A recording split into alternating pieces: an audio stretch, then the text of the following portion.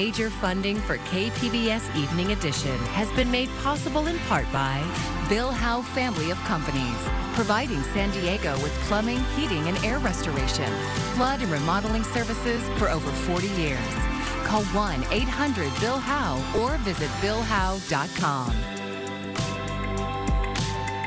And by the Conrad Prebys Foundation, Darlene Marcos Shiley, and by the following.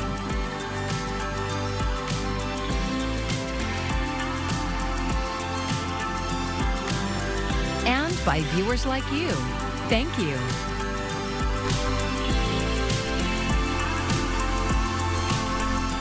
It's graduation weekend on the campus of UC San Diego, but right now preparations are underway for an off-campus counter graduation. Thanks for joining us. I'm Maya Trabulsi. It's being called the People's Graduation, and it's organized by supporters of Palestinians caught in the crossfire of the Israel-Hamas war. And KPBS education reporter MG Perez joins us now live from Balboa Park with more. MG? Maya, we are on the lawn outside the Comic-Con Museum. This event was supposed to happen at the nearby Organ Pavilion, but there was a conflict with a high school graduation that is going on at this hour. The People's Graduation is a direct response to how UC San Diego's administration responded to recent protests on campus, especially the chancellor. Last-minute work was finished this morning on the stage at UC San Diego's Remack Field, where 24-year-old Tony Guan brought his parents to capture a picture-perfect moment before graduation. I did 4 years of undergrad and then 1 year of master's. And what are you going to feel when you walk across that stage? Excitement, memories, everything. Yeah, just taking it all in. Yeah. Families gathered this afternoon for their graduates from the UCSD Jacobs School of Engineering. Tomorrow night, this field will be filled with 3,000 graduates attending the all-campus commencement. Without those seniors whose degrees are being held pending the outcome of their student conduct investigations. Their arrests came with dozens of other protesters last month who supported the Gaza Solidarity encampment near the Geisel Library. While the university released several written statements, we had not heard from Chancellor Pradeep Khosla until now.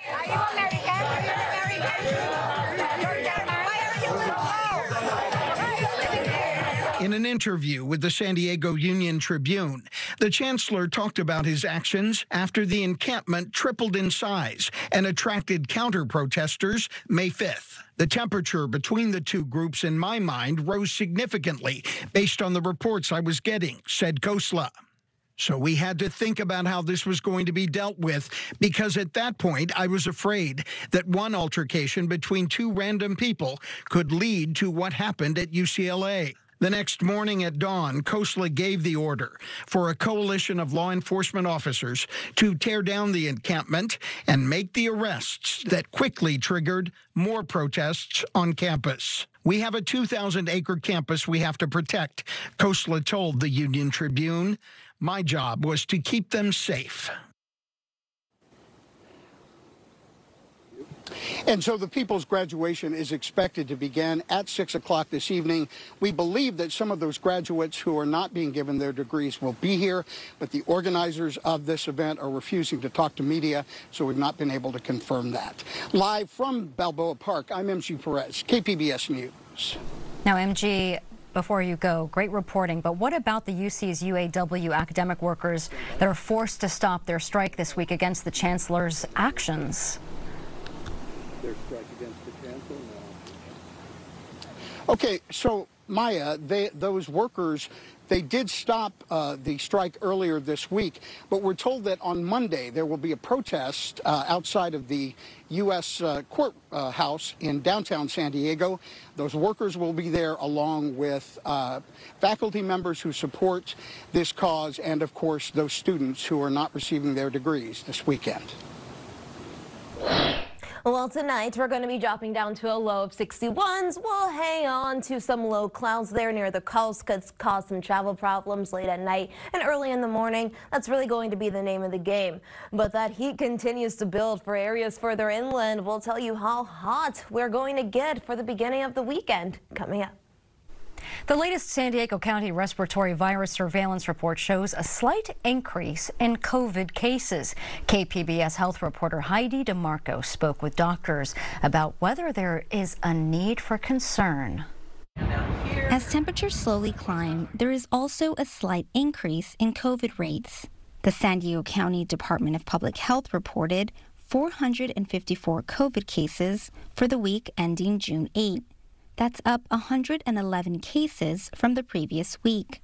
Kaiser Permanente hospitalist Dr. Richard Moon says there's no need for alarm. We haven't noticed an increase in hospitalizations that are significant or complications such as transfers to the ICU or increased death. So we know that the treatment and the vaccinations have been effective. The wastewater COVID levels collected by Scripps Research align with the rise in cases Dr. Moon is observing in the hospital, says postdoctoral associate Joshua Levy. He says it's just a small summer wave attributed to the new flirt variant. We see some seasonality involved in some of these outbreaks, seem to be driving an increase in cases.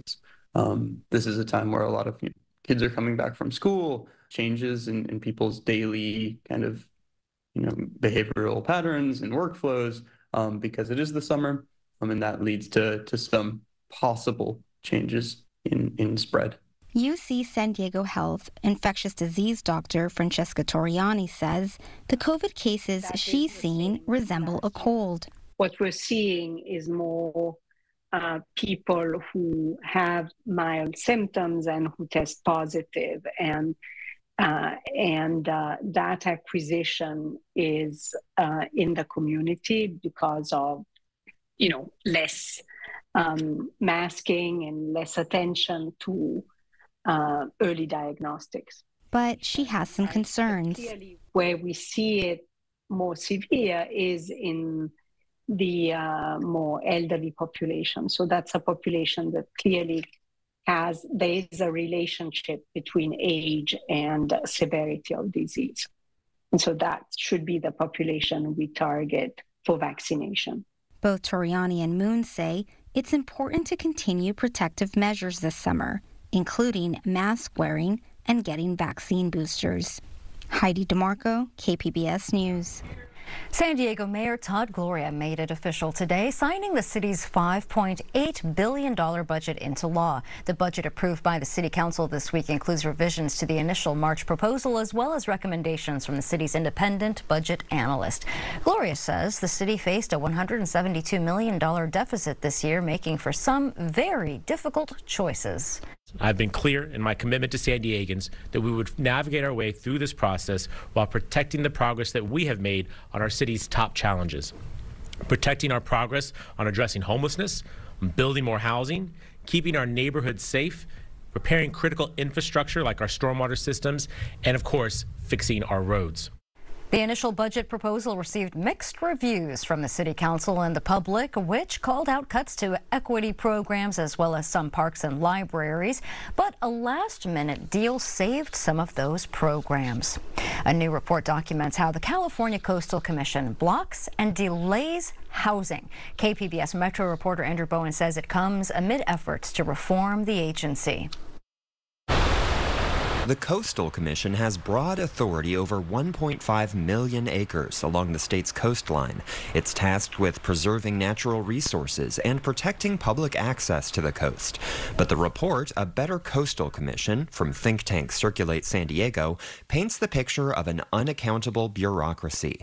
It cites examples of the commission blocking bike lanes and delaying approval of new apartments by as much as 4 years. The report's author, Will Moore, says that makes housing more expensive, exacerbates racial segregation, and forces people into longer commutes. We trust the Coastal Commission. We trust them to be the guardians of the coast. They have this lovely green halo of environmental protection around them, but that's not how they're behaving. One example in the report is a project that would replace a vacant fast food restaurant in Los Angeles with 39 apartments. 8 of those homes would be set aside as affordable housing. The project won unanimous approval from the LA City Council, then was delayed by more than 2.5 years at the Coastal Commission. There's an abandoned Burger King just sitting on that property. It's not working as a Burger King. You can't build anything else on it because it's not permitted. And the Coastal Commission doesn't take that sort of impact on a community into account when they're delaying projects for 2-3 years at a time for what turns out to be no good reason. Coastal Commission spokesman Joshua Emerson Smith told KPBS in a statement, quote, "Circulate San Diego, which is funded by the real estate industry, has provided no credible evidence for its deeply offensive assertion that the commission has exacerbated racial segregation in coastal communities. Density bonus projects are regularly approved in the coastal zone every year, and the commission is not aware of ever having denied such a project." Circulate San Diego is sponsoring a bill that would force the Coastal Commission to streamline approvals of apartment buildings that include affordable housing. The commission's staff have testified against the bill. It passed the Assembly last month and now awaits hearings in the Senate. Andrew Bowen, KPBS News.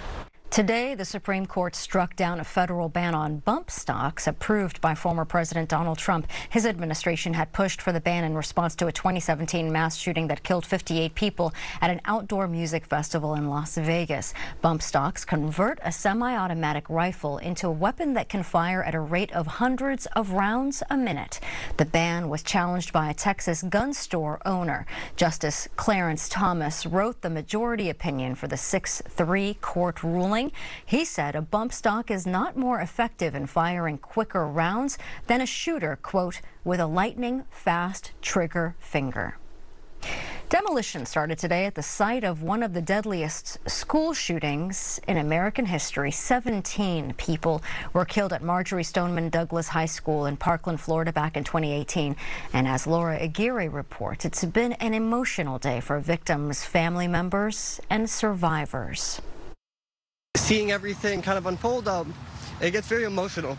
It's a lot of conflicting emotions as we watch this building being torn down. I just keep thinking about my beautiful daughter Alyssa and the 16 others that were murdered. A physical reminder of the horrific mass shooting at Marjory Stoneman Douglas High School in Parkland, Florida, is coming down. Demolition began Friday morning on the school's 1200 building, where 14 students and 3 faculty members were killed on Valentine's Day in 2018. When the crane hit the building, it just honestly ignited that pain even further. The building has been preserved exactly as it was after the shooting. Since then, survivors and family members were given private tours at their request. Various officials and lawmakers have also been inside, many working with the families to enact a number of new school safety policies. Legislators going through that building, seeing the blood on the ground, the glass on the floor, the horror that took place.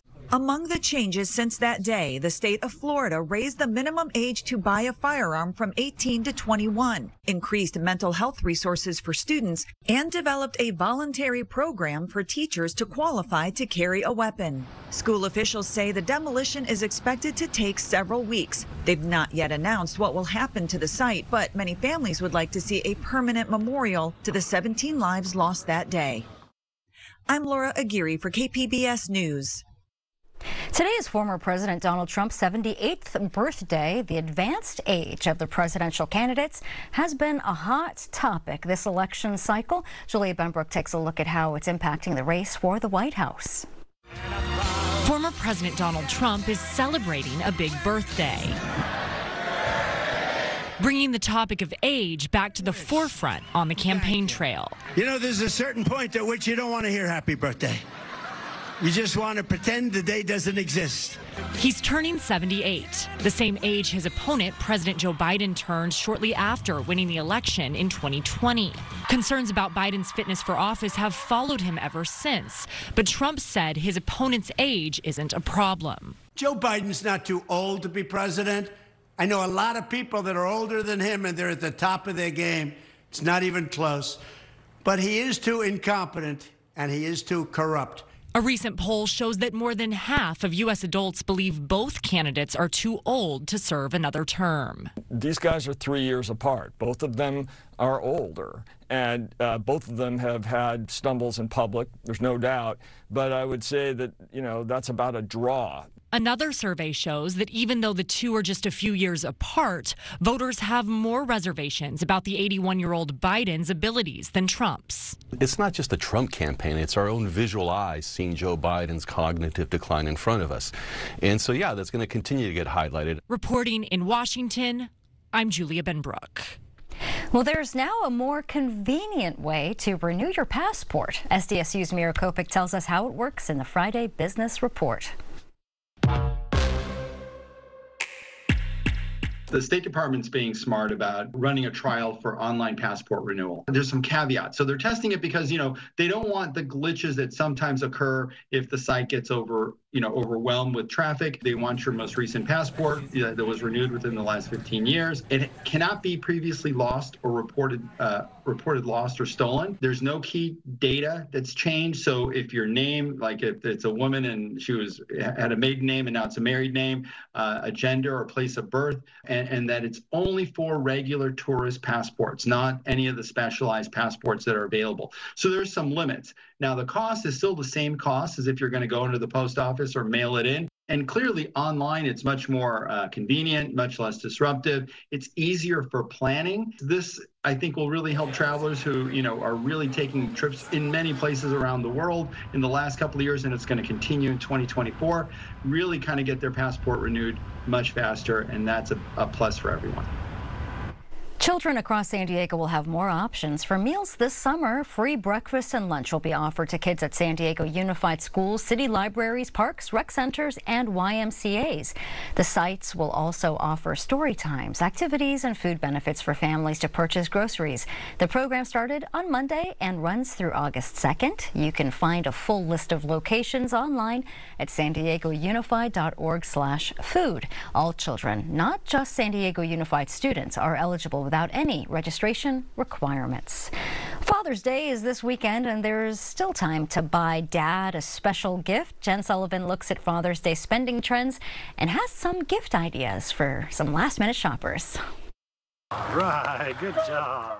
Father's Day is all about celebrating the important father figures in our lives. And whether it's with a greeting card or special outing, there are plenty of ways to show them how much they're appreciated. There's lots of great ideas out there, lots of great options, and of course, spending time with Dad. The National Retail Federation estimates consumers will spend $189.81 on gifts and celebrations per person this year, with total spending reaching $22.4 billion. That's slightly down from last year, but still much higher than pre-pandemic levels. Even as we're seeing broader retail spending go back to pre-pandemic norms, we're still seeing this elevated spending on these holidays and special events. Aside from greeting cards, clothes top the list of the most popular items for Dad this year, followed by special outings like sporting events, gift cards, or personal care items like beard trimmers. We're also seeing some new areas of gifting really rise in popularity. Things like personal care, sporting goods or leisure items, as well as things like automotive accessories, home improvement, and tools. And if you're looking for ways to save on spending, Cullen says many retailers began offering discounts after Memorial Day. So keep an eye out for sales. For Consumer Watch, I'm Jen Sullivan. You may have noticed that the ocean along our coastline is a murky brown. It is not pollution, but the return of the red tides. Clarissa Anderson at the Scripps Ranch Oceanography Institute says the color is created by large groups of plankton in the water. Plankton often come to Southern California for the warm water and the smooth waves, and then they take oxygen out of the water and sometimes produce toxins. There can be some respiratory effects or even rashes associated with swimming in this kind of water or being near it. We have seen larger, longer red tides than we think are previously on record in recent years, and we're starting to see a lot more of them in the spring. Anderson also says that the red tide is more likely to impact fish or birds than they are humans. Some types of plankton also bring a bright blue glow to the water at night, which you may have seen. 2 weeks ago, there were many reports of bioluminescence, but now the dominant plankton is a little less sparkly.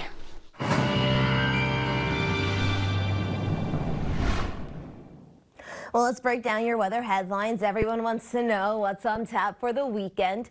Unfortunately, we're still tracking some intense heat. It continues to build for inland areas, though if you're along the coast or maybe trying to escape the heat, it's still pretty comfortable there, though we are still talking about those low clouds early and late in the day, and those low clouds even spreading across those lower inland valleys, though heads up, you may run into some lowered visibility at times, though take note, gusty winds coming out of the southwest for the mountains and deserts. That's going to elevate our fire weather risk. So do yourself a favor over these next few days. No outdoor burning recommended.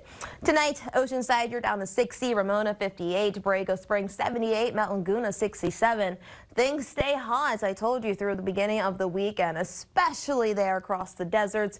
We do have excessive heat warnings in effect, and this sticks with us through Saturday evening. That's going to extend across the deserts, even through Coachella Valley. And then we also have heat advisories through the same time that do include Riverside as well. So please heads up, take care of yourself in the heat. Of course, try to stay hydrated and take plenty of cooling breaks. Look at how hot we get for tomorrow. Borrego Springs, we had to change the weather icon just to show you how hot it's going to be. 113. San Diego, though, big change. 75 just from that. If you look at the temperature trend over the area, Ramona's 94. Oceanside 77, so you can see that stark contrast. I mean, Mount Laguna, you're flirting with 80 though, so you're going to be feeling some of that warmth as well in the mountains. Now here along the coast, your 5-day outlook, 77 on Saturday, not bad. We'll have a few intermittent clouds. Highs in the 70s though for the next few days. Further inland, hot for the beginning of the weekend. We'll drop quite a bit by Sunday, but still not bad. We're hanging on to those upper 70s though through next week. For the mountains, well, flirting with 80 there by Saturday. We do start to drop back down. We're back to the 60s there by Monday, but back up to 78 again by Wednesday. Now for the deserts, it's going to be very, very hot. Please, of course, take care of yourself in the heat. 113 for the high. So when we get to those triple-digit teens, ooh, it is going to be nasty. So of course, just make sure you are maybe cranking that AC or at least taking plenty of cooling breaks. As for Sunday, Monday, Tuesday, Wednesday, temperatures do drop to, for the deserts, reasonable temperatures in the upper 90s to low 100s. For KPBS News, I'm meteorologist Bree Guy. The American flag is often seen as a symbol of patriotism and freedom. Today, that symbol is celebrated with Flag Day. Lee Waldman shows us beloved traditions and etiquette you should keep in mind. We consider ourselves one of the oldest official parades, Flag Day parades in the United States. The Flag Day Parade in the heart of Appleton, Wisconsin has been celebrated for 73 years. For decades, Corey Otis's family has overseen it all. Flag Day is about celebrating each other, celebrating the community, celebrating America. Iraq War veteran and director of programming for the VFW, Lynn Rolfe III, agrees. He encourages people to show their own patriotism while balancing respect for the flag itself. Do not take a flag and wear it as a shirt or underwear or pants or a do-rag. Other aspects of flag etiquette include having the U.S. flag at a peak above all others. If you are not a veteran or member of the armed forces, standing and placing your right hand over your heart as the flag is presented by the color guard. Don't let the flag touch the ground. Don't draw on or otherwise mark the flag. And don't fly the flag upside down unless there's an emergency. Both Otis and Rolfe encourage everyone to celebrate the meaning behind the flag, especially today. Knowing soldiers that laid their lives down over in Iraq while I was there, it's extra meaningful. In New York, I'm Lee Waldman reporting. A Normal Heights nonprofit is helping students turn found objects into art and giving San Diegans a chance to donate and buy secondhand supplies. KPBS reporter Katie Anastas stopped by Art Form's summer camp today. Campers are building mini art galleries inside boxes. Beads become sculptures and vases. Artificial leaves form a lawn. The materials they use are all secondhand, from beads and buttons to paint and pastels. Erin Pinnell founded Art Form more than a decade ago. She says the goal is to make arts education more accessible and eco-friendly. The impetus was to start an art studio where kids could come on field trips and feel really at home and feel like they had a safe, open space with an abundance of materials and a process that they might find that works for them. Art Form accepts donations from individuals and businesses. Some get used at summer camps and elementary school classes during the school year. Others are sold at Art Form's store down Adams Avenue. Proceeds from the store help fund classes and community outreach. Liliana Hagen started going to art camp here in first grade. Now, at 19, she's a staff member. She says donated materials give artists the freedom to try out materials they might not have bought themselves. I know paints are really expensive, canvases are really expensive, oil paints are super expensive, and as someone who's a student, I always want to challenge myself with new projects, and that requires new materials. The store's inventory of donated fabric, yarn, paper, and other supplies is always changing. Volunteers like Patty Finn help organize. I love the customers. I have to ask them what they're working on, and we exchange ideas. And everybody goes out of here with a smile. I think it's the only place I've ever worked where people leave because they're so thrilled with what they found for a really good price. Pinnell says they've diverted 20 tons of reusable materials so far this year. Katie Anastas, KPBS News. You can find tonight's stories on our website, kpbs.org. Thanks for joining us. I'm Maya Trabulsi. Have a great evening. Major funding for KPBS Evening Edition has been made possible in part by Bill Howe Family of Companies, providing San Diego with plumbing, heating, and air restoration, flood and remodeling services for over 40 years. Call 1-800-BILL-HOWE or visit billhowe.com. And by the Conrad Prebys Foundation, Darlene Marco Shiley, and by the following.